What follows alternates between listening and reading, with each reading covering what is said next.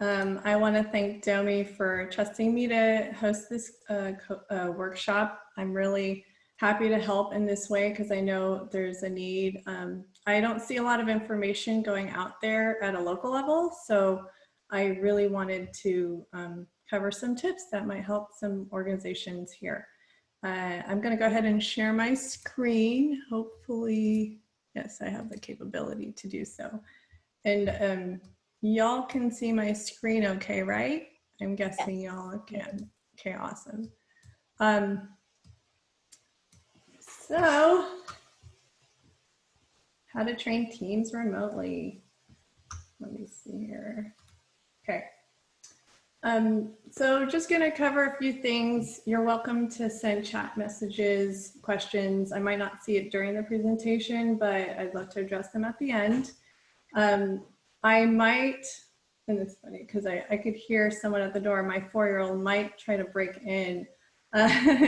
So take notes. I believe we're being recorded. I don't know if I'm not seeing any indication that we are. See, this is what I mean by just a little disclaimer that my toddler might walk in during the presentation. So I hope you don't mind that. My husband knows I'm doing this. So let's hope that there's not too much disruption. First off, is this for you? Business owners, managers of brick and mortar, companies with 5+ on-site employees. Do you have a traditional business model? And are you getting ready to take on more employees and you want to scale really fast?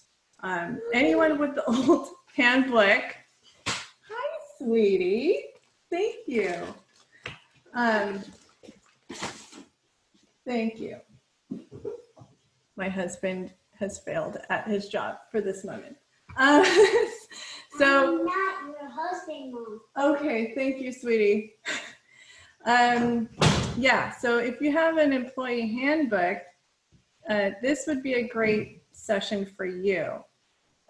Like we mentioned, Google, for those who came early, Google will keep employees working remotely until July 2021. There was a prediction several years back that 50% of the workforce would be working remotely around 2025. But, thanks to COVID, that time has fast forwarded to today. It's pretty much going to be the new norm. And so I really wanted to help organizations locally on how to do this. And Amazon, Facebook, Microsoft, a lot of them had already announced they're going to prolong remote work till about fall in October. So I'm going to explain why I put this in here later on, but I saw the office staff on this ad, and I'll explain later, but they talked about pain points on training. They were in character, and you'll see in the subtitles there, office policies and training manuals exist because of Meredith. Training can be a pain, right? And how could you manage that in person? Remotely, right? When you're used to doing it in person. The main key points that I wanted to cover are my background, of course, just to tell you a little bit more about myself and how to train remotely, and we'll talk about tools. This is an old picture of my family. My dad was an entrepreneur. He grew a business from the ground up, making it into a multi-million-dollar business in San Francisco Bay Area. He couldn't find a job initially with a PhD, but he managed to figure out how to come up with small contracts fulfilling biopharmaceutical engineering needs. My mom was also an entrepreneur. She babysat 15+ kids. So I have that kind of background. I went to Academy of Art College, and now it's called Academy of Art University in San Francisco. I have an advertising design degree, and I majored with an emphasis on account planning. So I'm more of a planner than a designer, but I've been designing for 14+ years and been running my creative business for about 7 years now.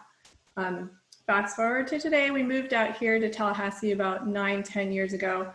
And my husband is a full stack web app developer in Municode. I don't know if some of you are familiar with Municode. They're a very large private business here in town that not everyone knows about because they provide businesses to municipalities. They manage legal code for most of the cities all over the country. And there's my kids. You saw one of them walk in earlier. And here's me. I have been a member at DOMI. This is a picture at DOMI. I had an office there 4 or 5 years ago, and then I got pregnant with my 4th child. So then I took a little bit of a break, but I still continue to provide services to my clients remotely. I've been doing remote work for all my clients for all these years, so I'm really used to operating that way. And I am a current member now, and I also had a desk space there too. My main mission with my business is to help people save time and money without breaking the bank. I saw my parents throw a lot of money into solutions they were told to do, wasted a lot of time and money. So maybe that's the root of why I'm passionate about helping organizations save time and money as well. My clientele includes tech and business consultants, financial firms, legal firms. I've worked with a retail company locally, and I've helped maintain revenue streams for companies with the sizes of 500,000 to 1.5 million. So onboarding my team, the story of why I had to train virtually, I think you all know. So there's my desk space right here. I was packing up because, you know, things had to shut down. And right before the shutdown, I had already started exploring options on how to systematize a lot of the things I knew how to do so I could have efficient ways of communicating these things to my team, because I was going to get ready to onboard about 9 team members, and I wanted it to be efficient as possible. And then, you know, pretty much around this time when things were shutting down, a lot of my summer interns were contacting me, and they were saying, are you still going to have the program? Are you going to continue? Because a lot of the other opportunities had pretty much closed up for their friends, and pretty much all the summer internships were ended because of COVID. So I couldn't find it in myself to say, I don't think it's going to work out. I really thought, okay, I've done it for so many years for myself. I can show these girls how to do it. So, and thankfully things were already kind of lining up, and we were getting in gear for this. So now, of course, this is why you're here, how to train remotely. There's going to be a lot of points, and I'll try to be as concise as possible, and I hope not to ramble. Maybe just for the sake of just maybe put in your chat, in the chat window, like, what are some problems or questions that you might have already? Like, is there any main topic that you'd like to cover or item? Feel free to just type it in. So going on to the next one. So team characteristics and establishing a sense of mutual trust and getting training materials and video online and using online tools and virtual meetings. These are the tips of pretty much, this is what the basic things you need to, you know, keep in mind.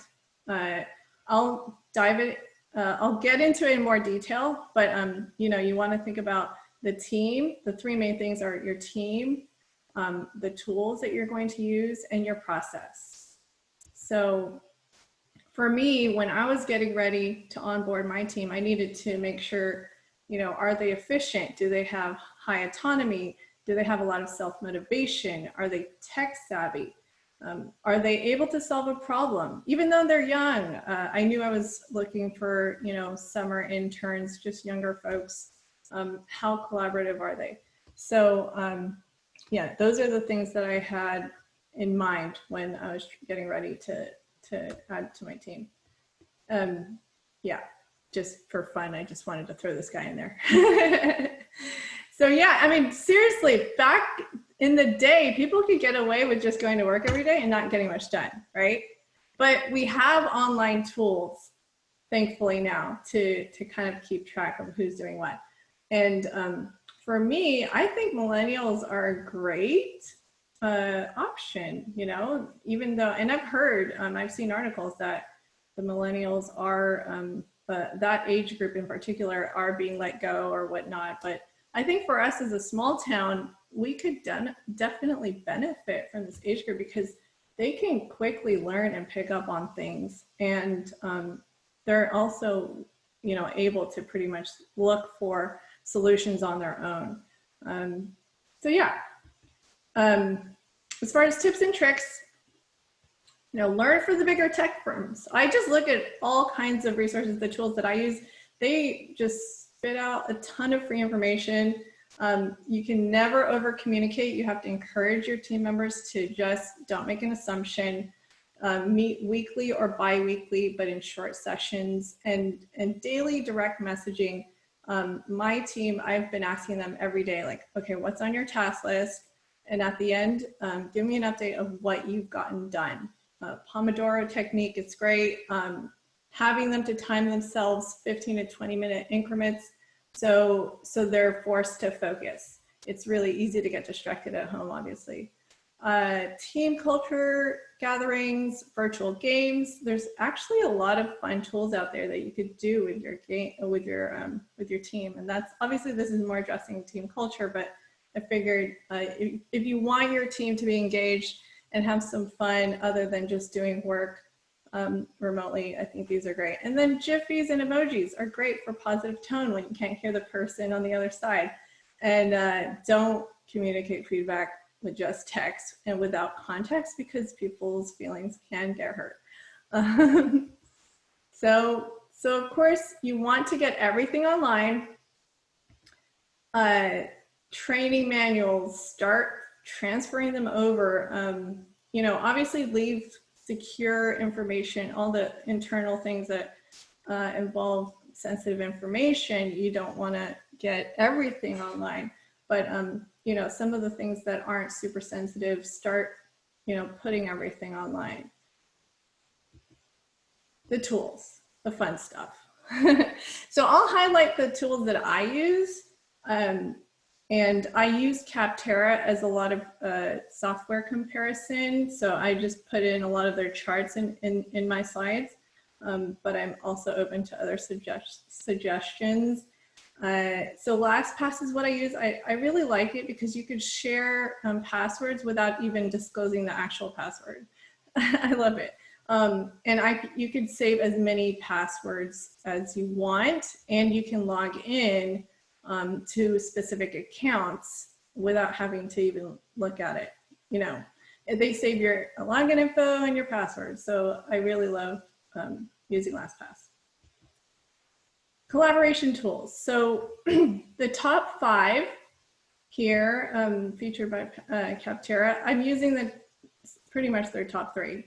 So I know a lot of companies use Microsoft Teams, but for smaller organizations, I mean, these options, except for Google Suite, I know Google Docs, there's some free, you could use those things for free, but Trello and Slack, you can use it for free for a good sized team, up until the point where you need more features and everything. So Slack, Trello, and Google Suite if you want. And I've tested Asana, so those are great tools for team collaboration. Project management, I use Monday. It's 6th ranked, and compared to some of these others, I think that's pretty good. I'm super happy with it. I've tested all kinds of other project management tools. I even tested Asana several years back, and I wasn't super happy about it, but it looks like they've gotten some improvement. So it's really up to you. Get your team on the same page and to test out what features y'all like and need. And of course, then you guys can move forward with populating that content into that tool. I use Toggle for time tracking, but there's a lot of different tools out there, obviously. Time Doctor, I've seen promotions on it. It's pretty cool. The ideal number of users is spelled out here on Capterra. I'm not sure if you could use it, but it's pretty cost effective. And you kind of need that kind of thing, obviously, for remote work. You need to keep track of people's time. It keeps everyone accountable. I've been asking my team to submit reports. There's ways so that it's automated, so that it's automatically sent to you. But I've had my team manually just send me their monthly reports, and their charts are really pretty on Toggle, so I like that. This is my creative process with all the different tools that I use, but it's going to look different for the type of organization you have, obviously. So you have to determine what that process looks like with your company and your team members. And this is what I communicate to my team. So we pretty much do like a brain dump. We throw our ideas into Slack, and then we start processing it through Google Docs. And then even for design alone, we use Canva, just because it has such a good shareable feature, and it's just a great tool for collaboration as well. So it just speeds up the whole creative process for us. And you want to consider, okay, what tools you're going to pick. They have to have great documentation. What's the support like? And what educational, I guess, how is the company educating the general public on how to use those tools? Is it user friendly? So that'll really speed up getting your team acquainted with your process and communication. So I use the tools that are super user friendly. I don't like tools that gets too complicated and stuff like that. So make sure you think about that. Okay, so yeah, going back to the office staff. So I saw a campaign on this app that I recently signed on to earlier this year, right before COVID hit, actually. I wanted a great way of getting my systems organized and just really design friendly and creative friendly. So they convinced me, they were on an ad, and they convinced me to sign on with this tool. And I was able to transfer all my training related things into an online platform. And so I have like 20 plus modules of all my standard operating procedures, just how-tos for different things. So I'm not having to show every single person every single time whenever they have a question. And the thing about what I like about this tool is that whenever you make an update or a change, you can just resend it to everybody that you've assigned that module to. So it's pretty powerful. Here's some examples of some of my modules that I have set up. And then here's my team members of those who have been assigned to look at it. And then it also keeps track of the progress that they've made with those modules. So video demos are also huge. I use Zoom, and I know there's all kinds of tools out there, but I have the paid account, and for my weekly meetings, I think everyone's familiar with Zoom right now. I think everyone's tired of Zoom. So, but you know, so I like how it records. There's scheduling, there's breakout rooms. My team breaks out into smaller group sessions so they can talk about specific projects.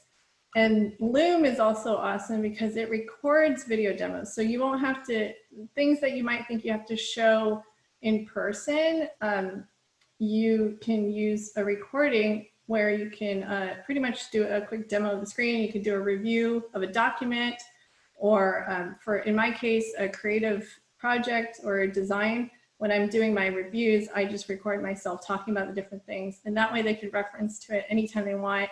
If they forgot about a point, it's recorded. And then you could, my favorite thing is you could 2 times the speed rate, which I love. You can save so much time. And then you can also trim out the parts that you don't like. Like maybe you made a mistake or you couldn't find a file. You can just pause the recording, look for a file, and then resume the recording. So Loom is pretty awesome. It's free up until a certain number of videos. Let's see here. So here are the other resources that you can pull from. These are linked. So if, you know, when we send this out, I can send these slides out to y'all.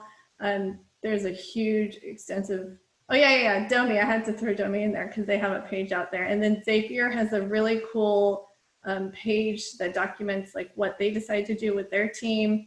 I believe the whole company is remote. And they've been operating like that from the beginning. And then Local Globe has this really cool article or no, it's more of a policy on how they do it, and they wanted to share it with people. And so this is a great resource as well that talks about all the things you can do with your team. And Buffer as well is a great, this one's an article about being an effective remote worker. So that's, in closing, I was just going to wrap up here with just what I do primarily. These are the types of projects that I've done in the last 15 plus years. What I'm doing now, I've focused more on consultation. And so as a mentor at Domi, I love to be able to help folks in the earlier stage of entrepreneurship. And that's one of the reasons why I want to continue to give back to the community, because they have helped me get started as well. So I really want to emphasize that if you have any questions, you know, even after this, I'd love to help you save time and money. If anything, and any solutions come your way and you're not sure about it, I'd love to help you out. So I welcome any questions and any feedback. So I see that you have, okay, people were putting some questions in there. So I'll bring it up to you, Julia. Thank you again so much for your insights into what you're doing. I think one of the biggest questions we've had is, how do you maintain engagement as a remote space? And I know you brought on several interns even during COVID, as you mentioned. What were some of the things that you did that kept them engaged through this onboarding process, and it really has allowed them to shine remotely? Yeah. So I check on them often. And one of the things I know, if they show activity, like for example, with Monday.com, it shows like when they're actually fulfilling tasks. And the other thing too is each team member had a different schedule. So I think knowing that they didn't have a ton of time, I think that's what also helped them to kind of stay focused. I only have a few team members that were like full-time, really. So, but at least they pretty much, I could tell that they were getting stuff done. And I keep track by telling them, hey, we're gonna meet up and have a one-on-one and just kind of discuss anything that you're struggling with. I check in on them to see how are they doing personally, and do they like what they're working on? That's also the other thing. I wanted to make sure they liked what they were working on. If it was something that they were passionate about and happy about, that's something that kind of helped them stay interested and engaged. I think that's the other thing.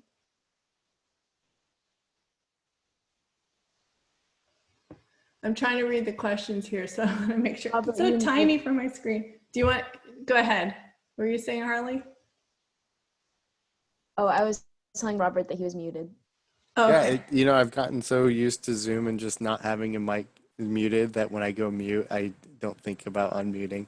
I think a lot of the questions were definitely around how you kept that engagement. And then now the links, we'll definitely send those out so people can have access to that. When you looked at those links, can you go into a little bit of detail of what was valuable there, what you saw, and those resources that brought a lot of value to your company? Sure, yeah. Are you talking about the last page with the resources? Yeah, we linked to Domi, and then you linked to the work from home, and then you linked to I think there were 4 different hyperlinks there. My screen, is it still sharing, or it totally stopped? Did it stop? Stop sharing. It stopped. We can just see your face now. Okay. Yeah, actually, let me minimize this for a second because we have time. Did you conduct all your interviews remotely? No, that's the other thing. I actually, I mean, that's a whole nother conversation, the whole onboarding thing. I did have something pretty automated in the beginning. So I met everyone in person first. I think that was the advantage too with the career fair. I had met a bunch of them through the career fair, and I also did some job listings on Domi and some other, I think Handshake was the other one. So, I think the in-person meeting initially had also, you kind of get a feel for that person. Like, is this someone you can work with? And do they have personality? That kind of thing. But yeah, no, I did not meet them remotely. So So as you look at the processes you've implemented so far, do you think you could move that into an online space or at least be able to, you have to keep check with that. And first impressions are always great, but maintaining that through the entire experience and especially as we start looking at more than 6 months or potentially years of going remote, what are some of the key things that you've done to maintain that? yeah, so I actually am going to try to bring on more team members this coming fall too. So I'm going to explore the whole process of what it's like remotely too. What are you thinking about? What are your biggest concerns when you think I'm going to have to hire some people and bring them on completely remote? I'm not worried because I come from the perspective of being hired remotely too. And I think, I guess it also depends like where I'm looking to. I'll only be worried if that person is apprehensive, like if they're not excited about the idea of being remote. Are That's the those other some of thing. the same things that you look for when you were having those one-on-one interviews, the apprehensiveness in regards to the actual work? Yeah, I mean, that's one of the main questions I asked them. Hey, I will be remote for a good part of the time too. There's a chance you might need to be remote. I tested the waters and asked them. That was before all the shutdowns started happening. So I am going to ask that too. And I think I will look for personalities of those who actually want to be at home. You know, um, I heard that a good characteristic is a gamer. Interesting. Yeah, I've been looking and researching on those things. So, you know, and I've noticed even with just my own team members, it's been, I'm noticing like, yeah, there's some great characteristics on productive folks. But yeah, no, it's been awesome. Like they learned a whole lot in a short amount of time. I had to be efficient and that was what I wanted. And I also wanted something online for a long time so I wouldn't have to be the actual person training them directly. So as far as answering your question for the links, yeah, I looked at, like they had broken down and organized, let me share my screen. Like just so you can even just see it. Like Zapier, I really like this document. They use Notion to itemize all of the different topics. They have a table of contents so you can click and bounce to different things. So, you know, they give you personal remote routines that works, culture, tools for remote work. They spell out every single thing. HR policy templates, hiring the remote way. This to me, and I found this through Morning Brew. They even gave a parent schedule. So I love that.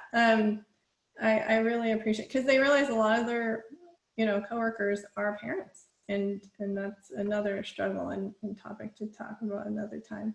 But yeah, so there's that. And I mean, does anyone else have questions on? I want to look and see, did I miss anything? Did I not answer somebody's question on? Oh, I can't, it's not letting me pop up the chat. I'm sorry about that. I made sure to share with you all the questions that are in the chat for sure. Okay, When you're cool. thinking about your process of going through, you mentioned that you've added several of these platforms and these tools. What were things that stood out to you, and what were things that you didn't like about the ones that you decided not to go with? Yeah, so for example, with Asana, it was the way that they had it designed. And the other thing I noticed is that the team did not like using it. So I had it available. I had all my things spelled out, but nobody tried to use it. I was like, I don't understand. But the thing about Monday, which I could even show you just really quick, like these are all my tasks. And what I love is that it includes, you know, the Kanban method. I don't know if y'all are familiar with that method. I'm not even going to try to explain that, but you can move things around. And I use Trello. I love Trello. I think I have it open. No, here's my Slack, everyone. But yeah, I love how you can move things around, kind of like sticky notes. And so people picked up Trello really fast. And I think that's why it's super popular.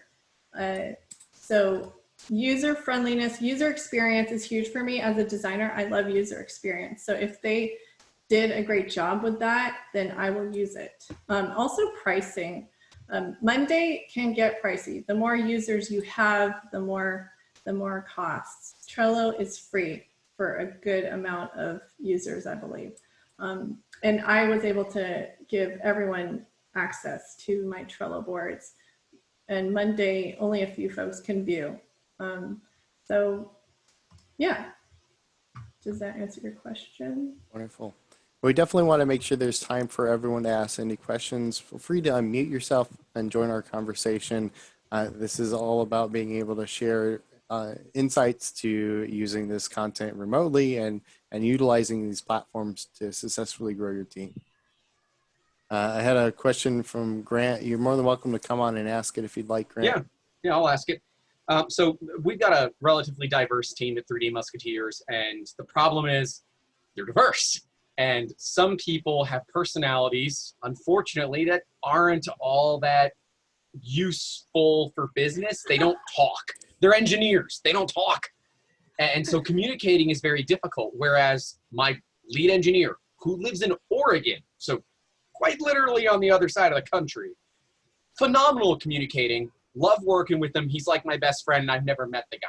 So how do you deal with these differing personalities in the in this remote working atmosphere so that you're not overloading the people that, you know, are plenty charismatic, but you're also not leaving those behind who are short with words? I'm not someone that has a problem with under communicating, but I don't want to annoy the people that work with us either. I totally get it. I've been there too. I guess that's the other thing is the onboarding process and the hiring process is when you start looking at personalities to begin with. It really depends on that. So if you have, I don't know how big your team is, and if you have someone that kind of manages that kind of thing like HR. It's 5 people. Yeah. So it's early. Yeah, it's definitely early. It's early. Yeah. It's the early stage. So the HR person and you go with your gut, you know, there's definitely personality types that would thrive off of remote work and will be over communicating constantly.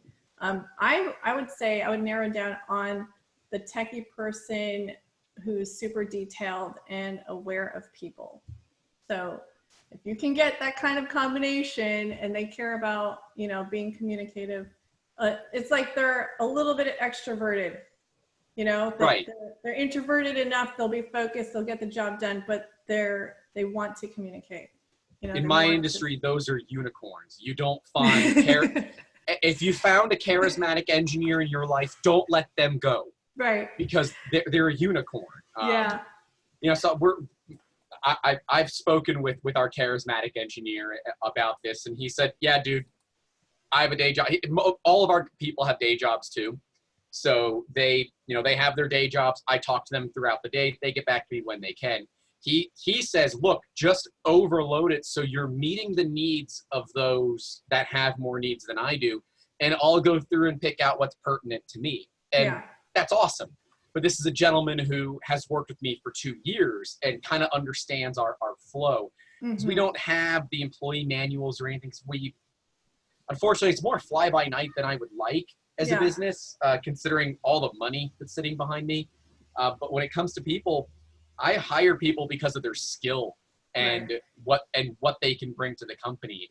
The personality, we just figure it out as we go. And maybe I need to do a better job at that. So I don't know what I could be doing better as an owner to, I guess, find the right people, but also keep the good ones. Yeah, no, I invest the time in doing personality tests, to be honest. Like I do include that. Okay. And, you know, in the interview, you kind of get an idea. But I noticed just from what I've read in the past about tech firms, like they can get the most gifted person, but if they don't socialize well with other people and work well with other people, it's not going to be a great team culture. And I noticed even for, you know, my team dynamic, there's some who just don't communicate at all, even though you've asked and requested for people to follow up. You know, it's like, please follow up. And you don't want to be that person to be on that person and like hound them. Yes, I Right. totally get it. So weekly meetings is very helpful to draw it out of those people who don't, who might be hesitant either because they just, you know, don't feel like they want to bother you. There's those kinds of personalities. And then there's the others who are just like, I don't really care about communicating at all. Yeah, I don't Right? think it's a not care about communicating. It's definitely more of, I don't really know what to say, so I'm not gonna Yeah. put anything in there. You know, Right. and I'm doing my best. You know, I'm opening him up more to the rest of the team because we have one person that has this problem. I'm Okay. opening up more to the rest of the team, and I don't want to lose him because he's a local guy, so I Yeah. can bring him in and assist personally. Yeah. But for most of it, he can work remote. There's no reason for him to come in. Right. You know, so it's definitely a challenge because when he's here, does great work. We talk and everything, but when he's not in front of me, getting that communication can be quite tough. I totally get it. And then there's like, you know, the trust factor too. I get it. It almost so that's what I love about, I don't know, the apps that I use, I can see that people are actually, you know, active. So if they don't share it with me that they've done anything, I'm seeing that they're getting stuff done with the task management. So that's what saves me a lot of time too. Like, hey, Right. what have you gotten done? And then Monday has this dashboard that can show who's more productive. Like they'll give you breakdowns of percentages of who's getting what done and how much. I don't know if that's something, maybe he might thrive off of that, like checklists, depending on the apps that you use. Julia, I know you mentioned it not only in your own interviewing, but as you work with these companies, a lot of what you do is about maintaining culture across the execution of these tasks. Can you talk a little bit about some of the things that you do to identify whether someone's a good fit for the culture or how you maintain it through your continued employment with them? Sure. Yeah. I mean, with the virtual sessions that I have, I tell them, like, we have their monthly sessions and also midway there's evaluations. I tell them up front, like, this is what I'm expecting. And then I also throw in some social sessions as well. Like, hey guys, let's do something for fun because I know we don't get to talk much and do small talk. We don't get, you know, what is it? The water cooler conversation. We don't really get to do that. So I just tried to provide those opportunities together. And then also I've encouraged them to even work with the screen on. Y'all can work together and just have the screen on and as if you're in the same office room. I think that would help too for people who like that. And I know some of, like, I invited them to do that with me, like, oh, no, it's okay. There's a little bit of intimidation there. Some wanted to, so we did that. And yeah, I tried. And with Slack, like, I make it a point to kind of lighten up the day in the morning. I'll send them a Jiffy. Like, one of my favorite things is a Jiffy. Like, I love Jiffies. So, and so we have a random channel as well. We try to share information that's kind of neat that we can talk about. I'm sure there's a lot more that y'all can do with a full-time staff. Like, I don't have a giant team that's full-time, but I tried to make it feel like as positive an experience for my team as much as possible during the summer. So, and they've all had positive feedback about their experience. They were kind of worried about what it would be like doing this whole thing remotely because they're not familiar with it, but they all gave me such positive feedback, and I'm really happy that it turned out the way it did. And so, yeah. I love it. I think one thing that I didn't think about but I found really enjoyable is that in-person engagement with a Zoom with a coworker as you're getting things done. You pop it over to another screen or throw it down in the window, but then you're both kind of able to bounce questions back and forth. That engagement and that level is really, it's not as great as in person, but it definitely has more validity than just a phone call or over a text message. One of the questions we got was, which personal assessments do you use? Why do you prefer them? Yeah, so in addition to looking at the resumes, I have a questionnaire that I use on Google Forms. And then I also send out the 16 personality tests, just because it's free. A lot of the other ones are, you know, you have to pay for an account. I like the Colby Index. If I were to invest in something, I would definitely invest in that. And I know there's like the Strengths Finder, there's all kinds of other ones too, like the DISC test, but I like Colby Index. I wanted to use it for myself just to kind of get to know myself even more. And then I also use 16 personality test because it's free. So. I do. I really like 16 personalities. It's one of my favorites, not just because it is free, but also because it goes into the different aspects of your life. Right. Not just how you work, but it's also how you live and your personal life and the hobbies that you excel in. So I love that it's a more of a holistic perspective. Yeah. DISC is a really good one as well when you talk about interactive connectivity within an organization. So that one I used previously in another organization that I was part of. And that really lets you see it goes into it's only about work relationships and how those work, but it knows really well like how you like to engage. So if I'm more task oriented, it understands that, and then it talks about how someone can approach you, and then how I should approach other people. So when you're talking about a capability within an organization, I'm not sure how effective it is in the beginning. But once somebody understands how it can be used to create those connections more effectively within the organization, it can be very helpful. Yeah. And it helps me to understand them. I mean, I really loved how detailed the breakdown of the personality is, especially for 16 personality traits. Yeah. I think that's a great one for kicking off, like that first introductory, and then moving into something like DISC a little bit later on once you know it's going to be a more longer lasting, or even if you're having communication issues, it's a way to clear the air without having to have a really personal conversation with someone. That's cool. Any other questions? Go ahead. Oh no, I was just saying, if y'all want to watch that video, I have it pulled up. Go for it. The Office, and I think I will be able to share my computer sound. It's just, exist because of me. So, you're thinking about training some new employees. if it'll let me. Office policies and training manuals exist because of me. So, you're thinking about training some new employees. And if you were a boss and you had to deal with employees like me, well, you probably get tired of having to repeat yourself over and over. And you could do like everybody else and use a standard training manual, and people are going to still ask you the same questions over and over again. Before Trainual, I made some bad calls on what's okay to do at office parties. I never read the employee handbook. People are trained easier, faster, and they retain it better. So use Trainual.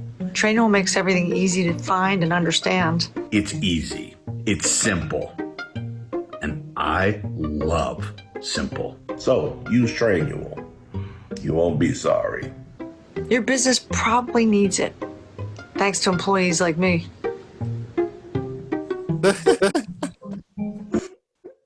So I thought that was funny. Figured it would be. It's a great ad, but at $83 a month for startups, I don't know if that's really a viable thing. I could not put that on for my company. That's way too expensive. Yeah, understandable. And it's probably for the larger firms, larger companies. For startups, you could use Google Docs. That's what I started with. I used Google Docs, and I think Notion, this one is designed with Notion. I really liked that. Like this document is a really long document, and then you can bounce around. Yeah, Notion is very pretty. Yeah. Yeah, no, that's a good point though. I think what's powerful with knowing what works well is you can then look at it to emulate it in some of these free softwares. A lot of the things that are existing in those platforms is the automation, so you miss out on that. Mm-hmm. But there's, I mean, you could use Zapier to create Zaps to create some of the automation in it. The biggest piece is you're going to be doing a lot more work manually if you're not paying for it, which is fine. It gives you a model to look at and something that works effectively and something to model after as you create these internal systems inside your organization. Yeah, thank you guys for your questions. I should be able to, I mean, I definitely am gonna follow up if I haven't covered it in detail. I'm like, I wish I could just Okay, Robin's saying thanks. Well, Julia, we'll definitely get this from you and would love to share it with the participants today. We had several of them ask for the slides. Phenomenal job. We truly appreciate it. And everyone who isn't already a member, you're more than welcome to join us at Domi Station, where you'll have access to Julia, as well as many other mentors and a community of entrepreneurs. Thank you again so much for joining us here today. And feel free to stay for a few minutes and conversate amongst yourselves if you want. I'll be around. Thank you, Julie.